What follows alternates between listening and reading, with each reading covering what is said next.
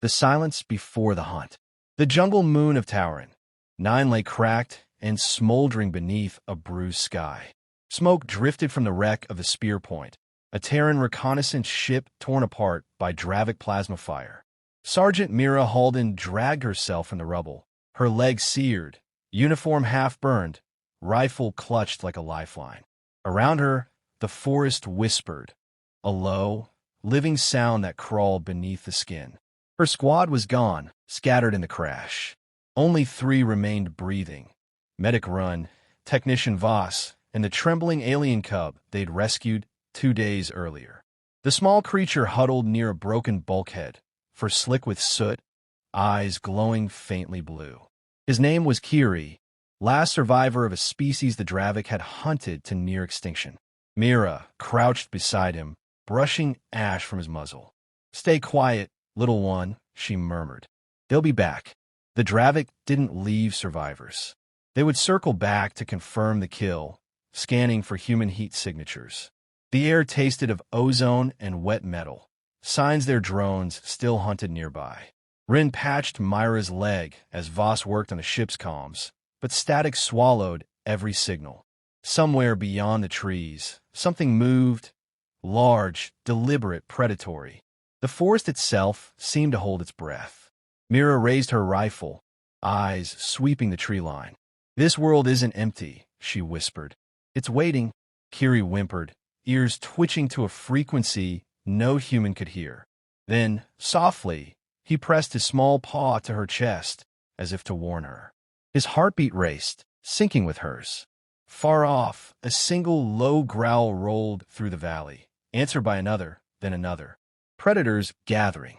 Mira's pulse steadied. "Then let them come," she said. "We're done running." The hunt had already begun, blood in the leaves. Night fell like a closing fist over Tower 9. The shattered moonlight filtered through the canopy in thin silver strands, catching the gleam of Mira's rifle barrel. The crash site had become a fortress of shadows, broken hull plates forming makeshift cover, and sensor beacons planted in a rough perimeter. Every sound beyond that circle felt like a held breath waiting to break. Rin kept the fire low, heating ration paced in silence. Voss adjusted a damaged drone, trying to get its scanner back online. Mira paced, her limp pronounced but controlled, scanning the tree line. The jungle was too quiet. Not even insects sang.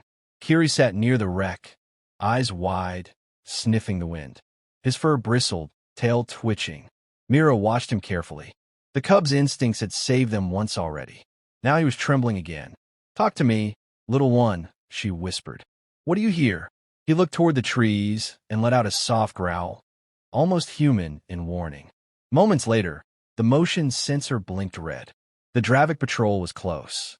Mira gave silent hand signals.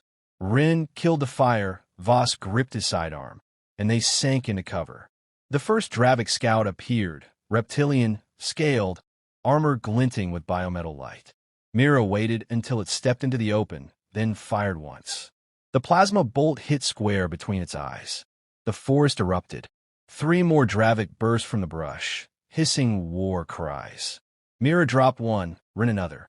The last lunged forward, claws flashing, but Kiri moved faster. He let out a sound halfway between a snarl and a scream, a raw pulse that froze the Dravik mid-charge. Mira fired, and silence returned, thick, unnatural.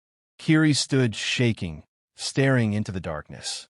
Then he howled, and the forest answered, the howl that shook the woods. The sound that tore from Kiri's throat was not mere noise. It was a force, ancient and resonant, rolling through the trees like thunder given voice. Every leaf quivered, every predator paused. Even the humans felt in their bones, a pulse that vibrated against their ribs, heavy with meaning they couldn't translate. Mira froze, rifle half-raised. "Kiri, what did you just do?" she whispered. The cub stood rigid, eyes burning gold now instead of blue. His howl echoed across the valley, carried on frequencies that human ears barely caught. Somewhere in the distance, something large answered, a deep, guttural roar that made the ground tremble. Then another joined, and another, until the night was a chorus of beasts. Ren's hand shook as he checked the scanner. I'm reading hundreds of moving heat signatures, closing in fast. Not Dravik. Wildlife, massive wildlife. Voss stared at the monitor. They're not attacking us. They're moving around us, circling something else. Above them, a Dravik dropship roared low, scanning the forest with red searchlights. The howl had drawn its attention too. Mira's instincts kicked in. She pushed Kiri behind a fallen engine plate and barked. Hold your fire. Let's see what the force wants. The trees shook as razor beasts, hulking, tusked predators, emerged from the underbrush. But they didn't come for the humans. Their eyes locked skyward toward the Dravik ship. Wings split the air as raptor creatures took flight, their screeches answering Kiri's call. Mira watched in awe as the swarm of native predators converged on the hovering ship like a living storm. He didn't just call for help, she murmured. He called for vengeance. High above, the Dravik vessel rocked under impact as the first beast struck. The hunt had turned, and humanity wasn't alone anymore. The hunt turns. The Dravik dropship reeled under the first wave of predators. Talons screeched across armor, plating as massive flyers tore at its wings. From the ground, tusk beasts rammed its landing struts, shaking the forest floor with every impact. Mira, crouched behind the wreckage, stared in disbelief. Kiri's howl still reverberated faintly, a low hum beneath the chaos. The cub swayed, drained but alert. Mira caught him before he fell. Easy, little one. Whatever you did, it's working. Voss pointed at the sky, voice shaking. They're listening to him. The predators. They're obeying. Ren's scanner flickered, readings spiking wildly. It's like he's broadcasting on a neural frequency. They all share it. Mira's soldier's mind snapped into focus. This wasn't random chaos. It was control. The Dravik had enslaved species through fear and domination. But Kiri's cry had united predators through instinct. The perfect counterweapon. Voss, link our comms to the ship's loudspeaker, she ordered. Run, keep him steady. As Voss rerouted the circuits, Mira knelt beside Kiri. I need one more call, Cub. We'll amplify it. Send it through every relay in this valley. Can you do that? Kiri's eyes flickered open. He nodded weakly. Then, drawing a trembling breath, he howled again. The jungle shuddered. Every predator within miles responded, their calls rising into a singular, resonant fury. Mira's voice broke through the noise. Broadcast complete. Far off, the Dravik commander Scarthal barked orders aboard his damaged ship. Burn the forest. Exterminate everything alive. But the predators were already closing in, encircling the ship like a tide of muscle and claw. Mira gripped her rifle, standing beside Kiri as smoke and fire lit the trees. They wanted a hunt, she said quietly. Now they'll see what prey feels like. And the forest roared back. The circle of teeth. The forest became a storm of motion and sound. From every direction, predators surged toward the Dravik ship, a living tide of fawn and fury. Massive tusk beasts charged through the burning underbrush, ramming metal until the hull screamed. Winged raptors dove from above, tearing at vents and thrusters. Even the smaller pack creatures, sleek and swift, swarmed over the wreckage like fire given form. Mira and her surviving team moved through the chaos like shadows, rifles flashing only when necessary. They didn't need to fight anymore. Nature itself had turned soldier. She coordinated through short bursts on her comm, guiding the creatures through motion and sound, following Kiri's faint pulses. Kiri lay propped against a log, his eyes unfocused but glowing with eerie gold light. Each time his breath hitched, the beasts seemed to falter. Mira knelt beside him, pressing a hand to his shoulder. Stay with me, Cub. You lead them now. Above, the Dravik fired plasma cannons into the horde, but for every predator burned, two more took its place. The screams of beasts and aliens merged into one endless, primal chorus. Inside the enemy ship, Scarthal shouted over the alarms. How can animals breach our hull? His second officer's response was cut short as claws ripped through the viewport. Mira watched from the tree line as the once dominant hunters were dragged into their own nightmare. Her human heart felt both terror and awe. "They're not animals," she murmured. "They're answering a call older than war." As the Dravik vessel shuddered and its engines flared, it tried to lift off. Battered, scarred, desperate. Kiri gasped, his small hand gripping hers. "It isn't finished," he whispered. And as the ship broke through the canopy, the air trembled with the promise of more fire to come. Fire and instinct. The Dravik ship clawed its way into the sky, engines bleeding flame, then wheeled back, its plasma cannons glowing white-hot. A heartbeat later, the forest ignited. Fire swept through the undergrowth, turning night into a furnace of light and ash.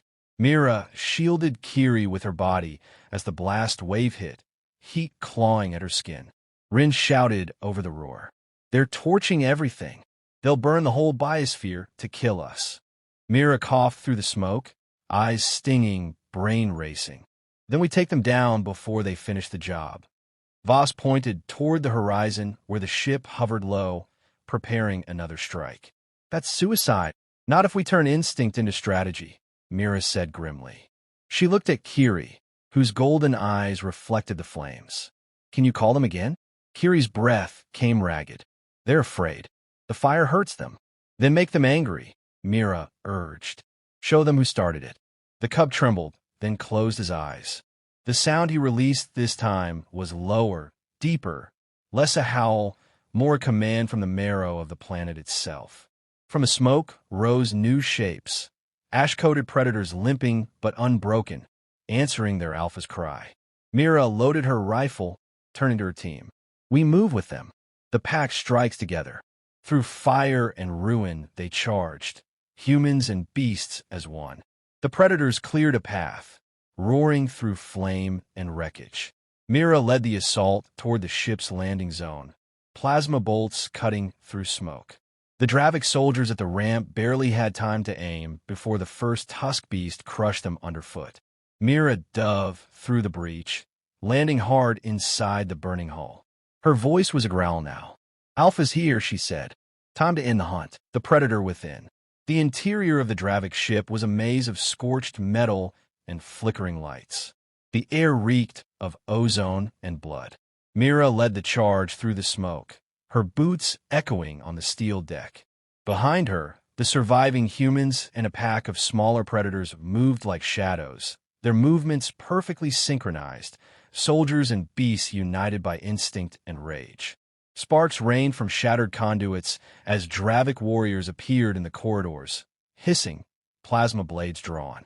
Mira raised her rifle and fired point-blank, her team following with brutal precision.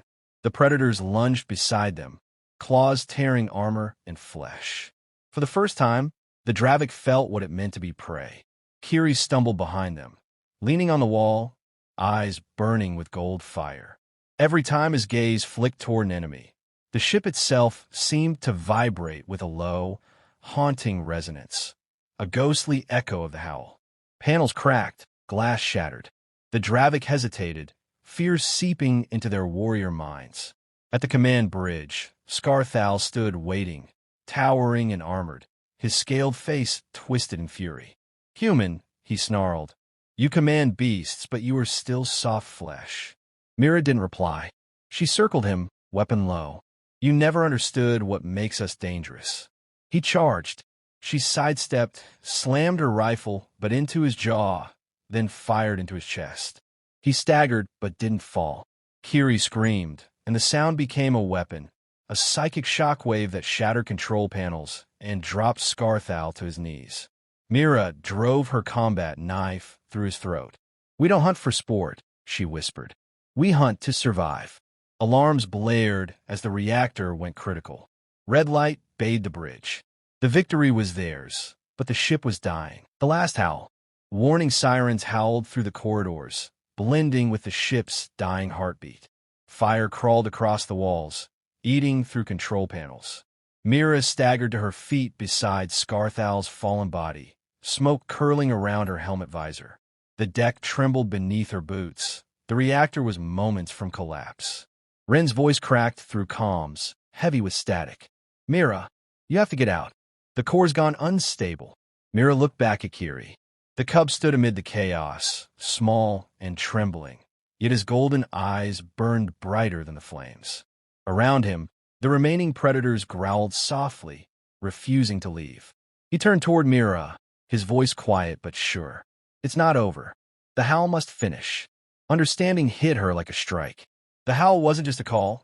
It was memory, warning, legacy. If they sent it through the ship's comms, every species listening would hear the truth of this moment. That the Dravik had been hunted, and that unity, not domination, had ended them. Mira limped to the console, fingers flying across cracked keys. Linked to every channel. Kiri, when I gnawed, sing. He drew a deep breath and released a sound. It wasn't rage this time. It was sorrow and strength woven together, carrying through metal, sky, and silence. Across the burning forest, predators stopped fighting. They lifted their heads to the sky, listening.